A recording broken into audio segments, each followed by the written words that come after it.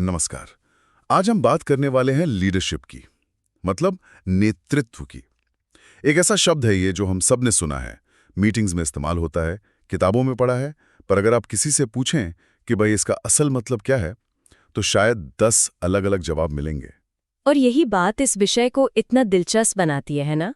हमारे पास जो सामग्री है वो इस पूरी जटिलता को हटाकर एक बहुत ही सरल और शक्तिशाली विचार सामने रखती है। वो कहती है कि लीडरशिप को अगर एक शब्द में समझना हो तो वो शब्द है प्रभाव, इन्फ्लुएंस। प्रभाव यानी दूसरों पर असर डालने की क्षमता। और यहीं से मतलब बात एकदम घूम जाती है, क्योंकि जब हम लीडरशिप के बारे में सोचते हैं तो दिमाग में अक्सर कुछ महान नाम आते हैं। बिल्कुल, Mahatma Gandhi, Martin Luther King junior, Winston Churchill. लेकिन जो सामग्री हमारे पास है वो एक तरह से चौंकाने वाला काम करती है। वो इन नामों के साथ साथ एडोल्फ हिटलर और जिम जोन्स जैसे नाम भी रखती है। हाँ, और ये जानबूझकर किया गया है। यहाँ पर हम नैतिकता या अच्छे बुरे की बात नहीं कर रहे हैं। अभी के लिए उस पहलू को हमें अलग रखना होगा। इन सभी लोगों में, चाहे उनके इरादे नेक थे या भयानक, एक चीज समान थी। क्या? अनुयायी बनाने की अद्भुत क्षमता। उन सब में प्रभाव था।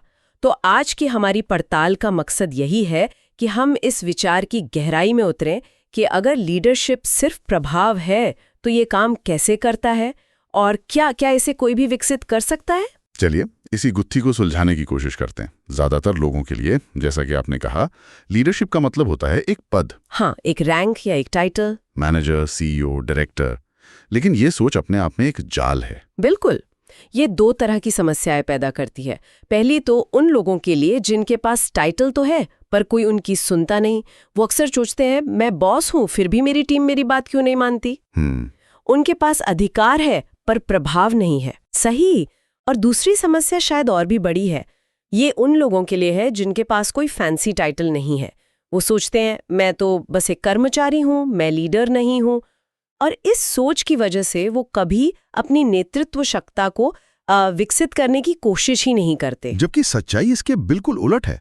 हमारे हाथ जो समाजशास्त्रियों का शोध है वो एक हैरान करने वाला आंकड़ा बताता है। हाँ, वो ये है कि एक औसत व्यक्ति, यहाँ तक कि जो खुद को बहुत अंतर्मुखी या शर्मीला मानता हो, वो भी अपने पूरे जीवन काल में लगभग 10,000 लोगों को प्रभावित करता है। 10,000? यह आंकड़ा तो मतलब सोचने पर मजबूर कर देता है। इसका मतलब तो ये हुआ कि हम सब, चाहे माने या ना माने, एक बहुत बड़े नेटवर्क के केंद्र में हैं। बिल्कुल।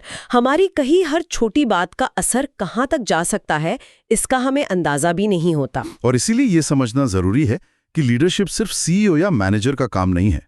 ये तो एक मानवीय जिम्मेदारी है। हाँ, जब आप ये समझ जाते हैं तो आप अपने शब्दों और कार्यों को लेकर ज्यादा सचेत हो जाते हैं। इसे समझने का एक बहुत अच्छा उदाहरण हमारे अपने घर में ही मिल जाता है। जैसे? आप सोचिए, एक आम परिवार का दिन। सुबह माँ का बच्चे पर प्रभाव होता है कि नाश्ते में क्या खाना है या स्कूल के लिए क्या पहनना है। ठीक है। फिर दोपहर में जब परिवार बाहर खाने जाता है तो वेटर या सुझाव देकर कि आज की खास डिश क्या है, उनके खाने के ऑर्डर पर प्रभाव डाल सकता है। और शाम को डिनर किस वक्त होगा, ये इस बात पर निर्भर कर सकता है कि पति या पत्नी में से किसका काम का शेड्यूल ज्यादा व्यस्त है। मतलब ये प्रभाव का एक निरंतर आदान प्रदान है, जिसमें हर कोई कभी लीडर होता है तो कभी अनुयायी। बिल्कुल। और शायद हमें कभी पता भी नहीं चलता कि हमारा प्रभाव कितना गहरा और स्थायी हो सकता है। सामग्री में कुछ बड़ी ऐतिहासिक घटनाओं का जिक्र है, जैसे पर्ल हार्बर पर हमला या JF कैनेडी की हत्या। अगर आप उस पीढ़ी के लोगों से पूछे तो उन्हें आज भी साफ साफ याद है कि जब उन्होंने ये खबर सुनी तो वो कहाँ थे और क्या कर रहे थे। ये प्रभाव की शक्ति है। वो खबरें इतनी प्रभावशाली थीं कि वो लोगों की यादों में हमेशा के लिए बस गईं। लेकिन ये सिर्फ बड़े ऐतिहासिक घटनाओं तक ही सीमित नहीं है। सही। हम सबको अपनी जिंदगी के वो छोटे छोटे पल याद हैं जिन्होंने हम पर गहरा असर डाला। शायद किसी 7वीं कक्षा के शिक्षक की कही कोई तारीफ की बात, जिसने हमें किसी विषय में दिलचस्पी लेने के लिए प्रेरित किया, या कॉलेज के किसी प्रोफेसर से मिला एक छोटा सा नोट जिसमें लिखा हो, तुम इसमें बहुत अच्छे हो, इसे आगे बढ़ाना। हाँ, मुझे याद है मेरे एक कोच ने मुझसे कहा था कि हारना तब तक हारना नहीं है जब तक तुम सीखना बंद ना कर दो। ये बात आज भी मेरे साथ है। वो शायद भूल भी गए होंगे, पर मेरे लिए वो एक दिशा बदलने वाला पल था। बिल्कुल, यही तो प्रभाव है। वो छोटे पल, वो शब्द जीवन भर हमारे साथ रह सकते हैं और हमारे फैसलों और करियर को दिशा दे सकते हैं। हम सब ऐसे प्रभाव दूसरों पर डालते हैं, अक्सर बिना जाने हुए। ठीक है, तो हमने ये तो मान लिया कि लीडरशिप मतलब प्रभाव, और हम सब किसी न किसी को प्रभावित कर रहे हैं, लेकिन ये सिर्फ एक विचार है। इसे असल जिंदगी में उतारा कैसे जाए? मतलब क्या कोई तरीका है जिससे कोई व्यक्ति अपने प्रभाव को एक के बाद एक कदम उठाकर सिस्टमैटिक तरीके से बढ़ा सके? इसी सवाल का जवाब एक 5 स्तरीय ढांचे में मिलता है। इसे आप एक सीढ़ी की तरह समझिए, जिसके हर पायदान पर प्रभाव का एक अलग स्तर है। और इस सीढ़ी का पहला, सबसे निचला पायदान है पद यानी पोजीशन। हाँ, ये तो वही बात हो गई जिससे हमने शुरू किया था कि लोग टाइटल को ही लीडरशिप मान लेते हैं। हाँ, और इसीलिए ये सबसे निचला स्तर है। इस स्तर पर लोग आपका अनुसरण इसलिए करते हैं क्योंकि उन्हें करना पड़ता है। वो आपके नीचे काम करते हैं, उनकी नौकरी का विवरण कहता है कि उन्हें आपकी बात सुननी है। यहाँ रिश्ते अधिकार पर टिके होते हैं, सद्भावना पर नहीं। बिल्कुल, लेकिन क्या ये स्तर जरूरी नहीं है? किसी भी संगठन में एक ढांचे की तो जरूरत होती ही है। नहीं, जरूरी तो है, लेकिन ये सिर्फ शुरुआत है। इसे एंट्री लेवल लीडरशिप कह सकते हैं। समस्या तब होती है जब लोग इसी को लीडरशिप की मंजिल मान लेते हैं और वहीं रुक जाते हैं। हाँ, इस स्तर पर अनुयायियों का हौसला और काम के प्रति उनका समर्पण दोनों ही आम तौर पर बहुत कम होता है। वे बस उतना ही करते हैं जितना उन्हें कहा जाता है, 1 मिनट भी ज्यादा नहीं। इस स्तर को समझाने के लिए बॉस और लीडर के बीच एक बेहतरीन अंतर बताया गया है। हाँ, कि बॉस अपने कर्मचारियों को हाँकता है, लीडर उन्हें प्रशिक्षित करता है। बॉस मैं कहता है, लीडर हम कहता है। बॉस बताता है कि ये कैसे किया जाता है, लीडर दिखाता है कि ये कैसे किया जाता है। ये पहले स्तर के लीडर की कहानी है, जो असल में सिर्फ एक बॉस है। बिल्कुल।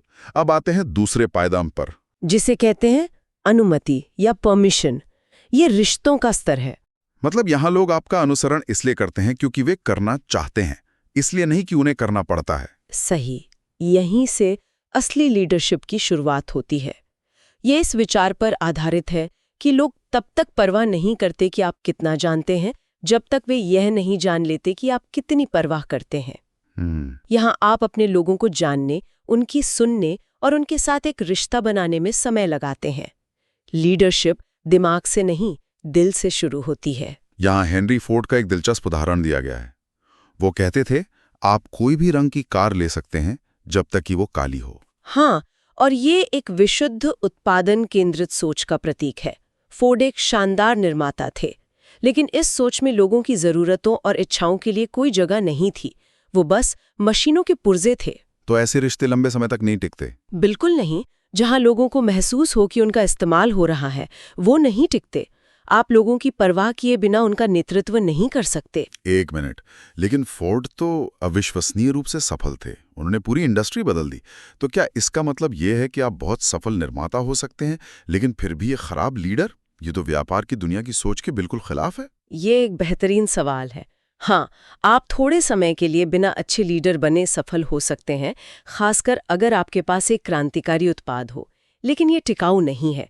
असली वफादारी और असाधारण नतीजे तब मिलते हैं जब लोग आपके विजन के साथ साथ आपके साथ भी जुड़ते हैं। अच्छा, और यही हमें तीसरे स्तर पर ले जाता है, उत्पादन यानी प्रोडक्शन। तो पहले स्तर पर लोग आपके साथ काम करते हैं क्योंकि उन्हें करना पड़ता है, दूसरे पर क्योंकि वे करना चाहते हैं, और तीसरे पर लोग आपका अनुसरण इसलिए करते हैं क्योंकि आपने संगठन के लिए क्या किया है। यहाँ नतीजे दिखने लगते हैं, रिजल्ट्स। लक्ष्य पूरे हो रहे हैं, मुनाफा बढ़ रहा है, टीम जीत रही है, और जीतना मजेदार होता है। इससे टीम में एक गजब की गति, एक मोमेंटम पैदा होता है। तो दूसरे और तीसरे स्तर में मुख्य अंतर क्या है? दोनों में ही लोग आपको पसंद तो कर ही रहे हैं। मुख्य अंतर उद्देश्य का है। दूसरे स्तर पर लोग सिर्फ साथ रहने के लिए इकट्ठा होते हैं क्योंकि उन्हें एक दूसरे की कंपनी अच्छी लगती है, लेकिन तीसरे स्तर पर वे कुछ बड़ा हासिल करने के लिए एक साथ आते हैं। यहाँ सारा ध्यान नतीजों पर होता है। अच्छा, मुझे एक स्पोर्ट्स टीम का उदाहरण याद आता है जो लगातार हार रही थी। खिलाड़ियों में कोई जोश नहीं था। फिर एक नया कोच आया जिसने कुछ मैच जितवाए। अचानक वही खिलाड़ी ज्यादा मेहनत करने लगे, प्रैक्टिस में ज्यादा ध्यान देने लगे। जीत का मोमेंटम सब कुछ बदल देता है। ये समझ में आता है। और ज्यादातर लीडर शायद यहीं तक पहुंचकर संतुष्ट हो जाते होंगे। टीम अच्छा प्रदर्शन कर रही है, सब खुश हैं, लेकिन सीढ़ी में अभी 2 पायदान और बाकी हैं। हाँ, चौथा स्तर है लोगों का विकास, यानी पीपल डेवलपमेंट। और मेरे हिसाब से यही वो स्तर है जो एक अच्छे लीडर को एक महान लीडर से अलग करता है। यहाँ एक लीडर की महानता सिर्फ उसकी अपनी शक्ति में नहीं, बल्कि दूसरों को सशक्त बनाने की क्षमता में होती है। तो यहाँ लोग आपका अनुसरण इसलिए करते हैं क्योंकि आपने उनके लिए व्यक्तिगत रूप से क्या किया है। बिल्कुल। इसे प्रजनन या रिप्रोडक्शन भी कहा गया है, यानी अपने जैसे और लीडर तैयार करना। हाँ, क्योंकि एक उत्तराधिकारी के बिना सफलता असफलता है। इस स्तर पर आप सिर्फ अपना काम नहीं कर रहे, आप लोगों में इन्वेस्ट कर रहे हैं। आप उनकी प्रतिभा को पहचानते हैं, उन्हें प्रशिक्षित करते हैं, उन्हें आगे बढ़ने के मौके देते हैं। यहीं पर संगठन का असली दीर्घकालिक विकास होता है। ये सुनने में तो बहुत अच्छा लगता है कि लीडर लोगों को विकसित करे, लेकिन व्यावहारिक तौर पर क्या इसमें एक खतरा नहीं है? अगर आप अपने ही जैसे काबिल लीडर तैयार कर देंगे तो क्या वो आपकी जगह लेने की कोशिश नहीं करेंगे? ये एक बहुत आम डर है और यह असुरक्षित लीडरशिप की निशानी है। अच्छा, एक सच्चा लीडर अपनी विरासत बनाने पर ध्यान देता है, अपनी कुर्सी बचाने पर नहीं। जब आप दूसरों को सशक्त बनाते हैं तो संगठन की सामूहिक शक्ति बढ़ती है और आपकी अपनी इज्जत और प्रभाव भी। सोचिए, जब कोई कहता है कि मैंने जो कुछ भी सीखा है इन्हीं से सीखा है, तो ये उस लीडर के लिए सबसे बड़ा सम्मान है। इस स्तर पर अनुयायी की वफादारी अपने चरम पर होती है। ये एक गहरा बदलाव है। मतलब दूसरे स्तर पर अनुयायी लीडर को पसंद करता है, तीसरे पर वो लीडर के काम की प्रशंसा करता है, लेकिन चौथे स्तर पर अनुयायी लीडर के प्रति वफादार होता है। हाँ, क्योंकि लीडर ने सीधे तौर पर उनकी जिंदगी को बेहतर बनाया है। और अंत में आता है 5वां और अंतिम स्तर, व्यक्तित्व या पर्सनहुड। ये शिखर है। यहाँ लोग आपका अनुसरण इसलिए करते हैं कि आप कौन हैं और आप किसका प्रतिनिधित्व करते हैं। ये सिर्फ आपके कौशल या नतीजों के बारे में नहीं है, ये आपके चरित्र, आपकी प्रतिष्ठा और आपके मूल्यों के बारे में है। ये स्तर तो कुछ चुनिंदा लोगों को ही मिलता होगा। बिल्कुल। ये जीवन भर की सिद्ध लीडरशिप के बाद ही हासिल होता है। इस स्तर पर आपका प्रभाव आपके पद और आपके संगठन से भी बड़ा हो जाता है। लोग सिर्फ आपके साथ काम करने के लिए नहीं, बल्कि आपसे जुड़े होने के लिए आते हैं। और इस स्तर पर सबसे बड़ी खुशी दूसरों को बढ़ते और विकसित होते देखने में मिलती है। सही। तो ये 5 स्तरों का एक शक्तिशाली ढांचा है: पद, अनुमति, उत्पादन, लोगों का विकास और व्यक्तित्व। लेकिन इन स्तरों पर आगे बढ़ने के कुछ नियम भी हैं, है ना? ऐसा नहीं है कि आप बस एक से दूसरे पर कूद सकते हैं। हाँ, कुछ बहुत महत्वपूर्ण सिद्धांत हैं जिन्हें समझना जरूरी है। जैसे पहला नियम है कि आप जितना ऊपर जाते हैं उतना ही अधिक समय लगता है। ये थोड़ा उल्टा लगता है। आमतौर पर लोग सोचते हैं कि एक बार सफल हो गए तो आगे का रास्ता आसान होगा। हाँ, लेकिन यहाँ बात प्रभाव की है, जो विश्वास पर बनता है, और विश्वास बनाने में समय लगता है। आप पहले स्तर यानी पद पर एक दिन में पहुंच सकते हैं, आपको बस नौकरी मिल जाए, लेकिन दूसरे स्तर यानी रिश्ते बनाने में हफ्तों या महीने लग सकते हैं। और चौथे स्तर तक पहुंचने में, जहां कोई आप पर अपने करियर के लिए भरोसा करे, सालों लग जाते हैं। इसके लिए आपको लगातार उनके विकास में निवेश करना पड़ता है। अच्छा। और दूसरा नियम है कि आप जितना ऊपर जाते हैं, प्रतिबद्धता का स्तर उतना ही ऊंचा होता है। इसका क्या मतलब है? इसका मतलब है कि यह आपसे और आपके अनुयायियों दोनों से ज्यादा समर्पण की मांग करता है। निचले स्तरों पर प्रतिबद्धता कम होती है, लेकिन जब आप लोगों के विकास में निवेश करने का फैसला करते हैं तो आपको अपना समय, अपनी ऊर्जा और अपने संसाधन लगाने पड़ते हैं। ये एक बड़ा त्याग है। हाँ, और बदले में आपके अनुयायियों से भी ज्यादा वफादारी और मेहनत की उम्मीद होती है। अगर कोई भी पक्ष ज़रूरी त्याग करने को तैयार नहीं है तो आप उस स्तर पर टिक नहीं पाएंगे। और एक और दिलचस्प नियम है कि आप जितना ऊपर जाते हैं नेतृत्व करना उतना ही आसान हो जाता है। ये भी थोड़ा अजीब लगता है। देखने में अजीब लगता है, लेकिन ये सच है। ऐसा इसलिए है क्योंकि हर स्तर पर आपका प्रभाव बढ़ता जाता है। पहले स्तर पे आपको लोगों को हाँकना पड़ता है, लेकिन चौथे या 5वें स्तर पर लोग आप पर और आपके विजन पर इतना भरोसा करते हैं कि वो खुद प्रेरित होते हैं। तो बदलाव लाना आसान हो जाता है। बदलाव लाना आसान हो जाता है, मुश्किल फैसले लेना आसान हो जाता है, क्योंकि आपकी टीम जानती है कि आप उनके भले के लिए काम कर रहे हैं। आपका प्रभाव आपके लिए काम करता है। एक और बहुत महत्वपूर्ण नियम है, आप कभी भी निचले स्तर को नहीं छोड़ते। हर स्तर पिछले स्तर पर बना होता है। हाँ, इसका एक उदाहरण ये हो सकता है कि मान लीजिए आप एक बहुत सफल लीडर हैं जो तीसरे स्तर यानी उत्पादन पर हैं। आपकी टीम शानदार नतीजे दे रही है, ठीक है। लेकिन आप इतने व्यस्त हो जाते हैं कि आप दूसरे स्तर यानी रिश्तों को भूल जाते हैं। आप अपनी टीम के साथ समय बिताना बंद कर देते हैं, उनकी व्यक्तिगत समस्याओं को सुनना बंद कर देते हैं। तो धीरे धीरे लोग महसूस करने लगेंगे कि उनका सिर्फ इस्तेमाल हो रहा है। बिल्कुल। और जैसे ही रिश्तों की नींव कमजोर होगी, आपके नतीजे भी प्रभावित होने लगेंगे। आपको लगातार उन रिश्तों को सींचते रहना पड़ता है। और एक बात जो मुझे बहुत व्यवहारिक लगी वो ये है कि आप एक ही समय में एक ही समूह के अलग अलग लोगों के साथ अलग अलग स्तर पर होते हैं। हाँ, ये बहुत महत्वपूर्ण है। हर कोई एक ही गति से आगे नहीं बढ़ता। हो सकता है कि आप किसी नए कर्मचारी के साथ अभी भी पहले या दूसरे स्तर पर हो, जहां आप विश्वास बना रही हैं, जबकि एक पुराने भरोसेमंद सहयोगी के साथ आप चौथे स्तर पे काम कर रहे हो। जहां आप उन्हें एक लीडर के रूप में विकसित कर रहे हैं। सही। एक अच्छे लीडर को ये समझना होता है कि उसे हर व्यक्ति के साथ उसके स्तर के अनुसार व्यवहार करना है। और अंतिम नियम कि प्रभावी होने के लिए ये जरूरी है कि आप अपने साथ समूह के अन्य प्रभावशाली लोगों को भी उच्च स्तरों पर ले जाएं। अकेले ऊपर चढ़ने से काम नहीं चलेगा। बिल्कुल। हर समूह में कुछ ऐसे लोग होते हैं जिनका दूसरों पर स्वाभाविक रूप से ज्यादा प्रभाव होता है, भले ही उनके पास कोई टाइटल न हो। एक समझदार लीडर इन लोगों को पहचानता है और सबसे पहले उनके साथ एक मजबूत रिश्ता बनाता है। और अगर आप इन प्रमुख प्रभावशाली लोगों को अपने साथ ऊपर के स्तरों पर ले जाने में सफल हो जाते हैं, तो बाकी लोग भी उनका अनुसरण करेंगे। सामूहिक प्रभाव ही संगठन को तेजी से आगे ले जाता है। तो आज की इस विस्तृत चर्चा का सार ये है कि लीडरशिप कोई रहस्यमयी गुण नहीं है जो कुछ लोगों में जन्म से होता है। ये एक कौशल है। हाँ, ये प्रभाव डालने की कला है जिसे इन 5 स्तरों के माध्यम से सीखा और विकसित किया जा सकता है। और सबसे बड़ी बात यह है कि हर कोई एक लीडर है, क्योंकि हर कोई किसी न किसी को प्रभावित कर रहा है। और अंत में ये हमें दो बहुत गहरे सवालों के साथ छोड़ जाता है। पहला, क्या कोई व्यक्ति अपनी नेतृत्व क्षमता को उजागर करने का फैसला करेगा? और दूसरा, क्या वो उस क्षमता का उपयोग मानवता की भलाई के लिए करेगा? ये सवाल तकनीक से ज्यादा नियत के बारे में है। बिल्कुल।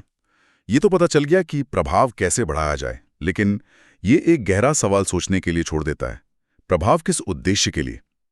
अगर एक शर्मीला व्यक्ति भी, जैसा कि हमने शुरू में बात की, 10,000 लोगों को प्रभावित करता है, तो हमारे हर दिन के उन छोटे-छोटे संपर्कों का, उन मुलाकातों का, उन शब्दों का दुनिया पर सामूहिक रूप से क्या असर पड़ रहा होगा?